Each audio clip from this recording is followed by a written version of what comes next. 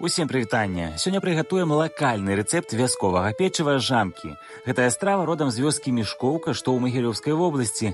Рэцэптам падзялілася мая падпісчыца Ірына, а дакладней яе мама, якой расказала бабуля, а той прабабуля. Гэта сапраўды старадаўняя страва, якую пеклі на сенакос. Назва жамкі паходзіць ад слова жамкаць, гэта значыць мяць рукамі. Скачвалі шарык памерам з грэцкі арэх, пляскалі далонню і на бляху. А яшчэ пад жамкі, як правіла, гатавалі аўсяны кісель з суніцай. Калі вы таксама памятаеце стравы свайго дзяцінства, напішыце пра гэта мне.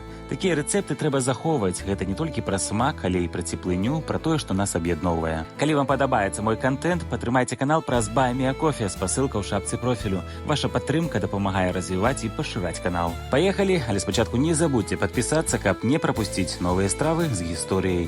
У кіслае малако дадаем соду і перамешваем, уліваем алей, кладзём трохі солі, трохі цукру, засаладзіць трохі, як казала бабуля маёй падпісчыцы, і жаўткі. Усё добра перамешваем да аднароднай масы. Паступова падсыпаем муку і замешваем мяккае эластычнае цеста. Яно не павінна ліпнуць да рук, але не быць занадта цвёрдым, каб можна было ляпіць рукамі без качалкі. Адшчыпваем кавалачкі цеста памерам з грэцкі арэх. Сціснуўшы шарык, злёгку прыціскаем пальцамі, жамкаем, выкладваем на бляху з невялікай адлегласцю паміж печывам. Дакладныя прапорцыі і іншыя кулінарныя натхненні з усяго свету у маім тэлеграм-канале. Па жаданні можна зверху змазаць жаўтком для прыгожага залацістага колеру. Выпякаем у духоўцы пры 180-190 градусах да румянай скарыначкі прыкладна 15-20 хвілін. Падпісвайцеся, ставце падабайкі, пішыце каментары і смачна есці.